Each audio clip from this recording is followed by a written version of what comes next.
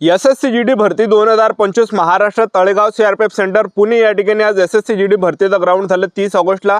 आणि ज्या विद्यार्थ्यांचा एसएससी जीडी भरतीचं ग्राउंड झालं तर त्यांचाच अनुभव मी तुम्हाला या व्हिडिओच्या माध्यमातून सांगणार आहे। एसएससी जीडी भरतीचं ग्राउंड त्या ठिकाणी कशा प्रकारे, त्याचबरोबर एसएससी जीडी भरतीमध्ये आज एका बॅचमध्ये किती पोरं रनिंगसाठी सोडले आणि एका बॅचमधून किती मुलांना रनिंगमध्ये पास करण्यात आला आणि रनिंगमध्ये जे विद्यार्थी मिळून जास्त पोरं या ठिकाणी फेल केले जात आहे, त्याचबरोबर मुलं या ठिकाणी कोणकोणत्या चुका करत आहे, कोणकोणत्या गोष्टीचं तुम्हाला लक्ष ठेवायचं आहे, संपूर्ण माहिती सांगणार आज एसएससी जीडी भरतीचं तळेगाव सीआरपीएफ सेंटर पुणे या ठिकाणी 30 ऑगस्टला ग्राउंड कशा प्रकारे झालं, त्याचबरोबर यामध्ये डॉक्युमेंट कोणकोणते लागत आहे ग्राउंडच्या अंदर, त्याचबरोबर ग्राउंडच्या अंदरची प्रोसेस कशा प्रकारे, त्याचबरोबर घड्याला अलाउड आहे का त्या ठिकाणी, त्याचबरोबर जे ग्राउंडच्या अंदरची प्रोसेस कशा प्रकारे आहे सुरुवातपासून शेवटपर्यंत, त्याचबरोबर जे विद्यार्थी मित्रांनो राहण्याची या ठिकाणी फ्रीमध्ये व्यवस्था आहे तर ते राहण्याची फ्रीमध्ये व्यवस्था कुठे आहे ते सुद्धा मी तुम्हाला सांगणार आहे।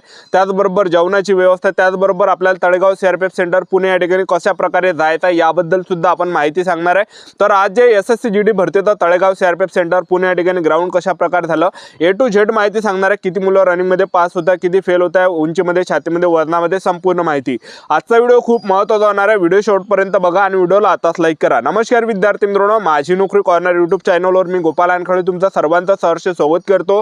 तर मित्रांनो, व्हिडिओचा थंबनेल बघून तुमच्या लक्षात आलं असेल की आपला व्हिडिओ कोणत्या टॉपिकवर होणार आहे। व्हिडिओ सुरू करण्याच्या आधी आपल्या यूट्यूब चॅनलला सबस्क्राइब करा जेणेकरून प्रत्येक भरतीचे अपडेट तुमच्यापर्यंत सर्वात आधी पोहोचेल। जास्त करून एसएससी जीडी भरतीच्या रिलेटेड जास्त व्हिडिओ आपल्या चॅनलवर अपलोड करत असताना 10वी 12वी पास भरतीच्या रिलेटेड जास्त व्हिडिओ आपल्या चॅनलवर अपलोड करत असतो।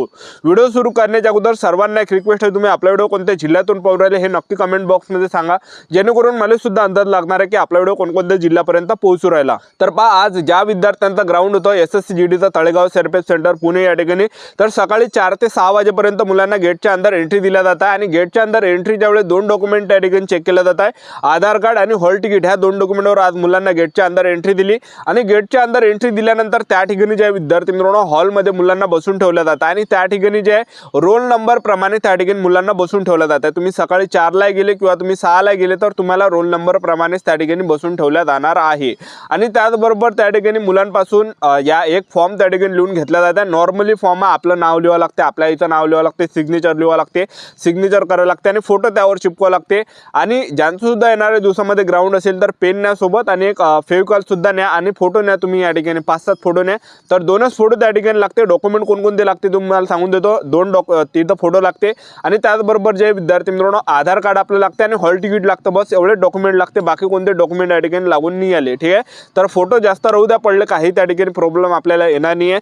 तर हे झाल्यानंतर फॉर्म लिहून घेतल्यानंतर त्या ठिकाणी मुलांना जे विद्यार्थी मित्रांनो रोल नंबर प्रमाणे जे बसमध्ये बसवलं, बसमध्ये बसवल्यानंतर तिथून जे विद्यार्थी मित्रांनो 400 मीटर अंतरावर जे ट्रॅक आहे ज्या ठिकाणी रनिंग चालू आहे तर त्या ट्रॅक पाशी मुलांना नेला आणि ट्रॅक पाशी नेल्यानंतर त्या ठिकाणी मुलांना बसून ठेवलं जातं हॉलमध्ये आणि मुलांचे बायोमेट्रिक्स त्या ठिकाणी होत आहे, थंब वगैरे घेतला जात आहे मुलांचा। आणि हे प्रोसेस झाल्यानंतर त्या ठिकाणी काय होत आहे की मुलांना त्या ठिकाणी दोन्ही पायाला चिप देतला लावून RFID चिप लावलेला होता आणि RFID चिप लावल्यानंतर मुलांना चेस्ट नंबर दिला जाता आणि चेस्ट नंबर दिल्यानंतर त्या ठिकाणी जे विद्यार्थी मित्रांनो एका बॅचला जवळपास कोणकोणत्या बॅचमध्ये 160 पोरं रनिंगसाठी सोडत आहे, कोणकोणत्या बॅचमध्ये 140 पोरं रनिंगसाठी सोडत आहे, कोणकोणत्या बॅचमध्ये 180 पोरं रनिंगसाठी सोडत आहे, एक लक्षात ठेवा। ठीक आहे, आणि त्याचबरोबर घड्याल अलाउड आहे का, तर पहा तशी घड्याल अलाउड या ठिकाणी नाही आहे। तुम्ही जर स्टार्टिंगला घड्याल तुम्ही लावली तर तुम्हाला कल्ला फाळणार आहे की घड्याल घालू नका म्हणून, पण ज्यांना सुद्धा या ठिकाणी घड्याल न्यायची असेल तर आपल्याला लपून या ठिकाणी न्यावं लागणार आहे। तर तुम्ही चांगल्या ठिकाणी लपून न्या, तर तुम्हाला जे विद्यार्थी मित्रांनो त्या ठिकाणी घड्याल नेता येते तर लपून न्या, तुम्ही दिसू नका देऊ। ज्यावेळेस आपलं रनिंग त्या ठिकाणी चालू होणार आहे, पहिला चक्कर चालू झाला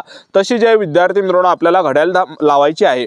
तर आता ट्रॅक कशा प्रकारे 5 किलोमीटर रनिंगचा तळेगाव सीआरपीएफ सेंटर पुणेचा, तर पहा विद्यार्थी मित्रांनो ट्रॅक हा जे चौकोनी ट्रॅक आहे, एक लक्षात ठेवा चौकोनी अशा प्रकारे हा ट्रॅक आहे, असा मोठा जे एक लक्षात ठेवा। ठीक आहे, तर चौकोनी हा ट्रॅक आहे आणि डांबरी रोड आहे, रोडावर हे ग्राउंड आहे आणि पाऊस असल्यामुळे, पाऊस चालू असल्यामुळे बाजूला चिखल सुद्धा आहे, तर गजगज सुद्धा आहे त्या ठिकाणी, एक लक्षात ठेवा पाऊस पडल्यावर थोडं गजगज त्या ठिकाणी होते।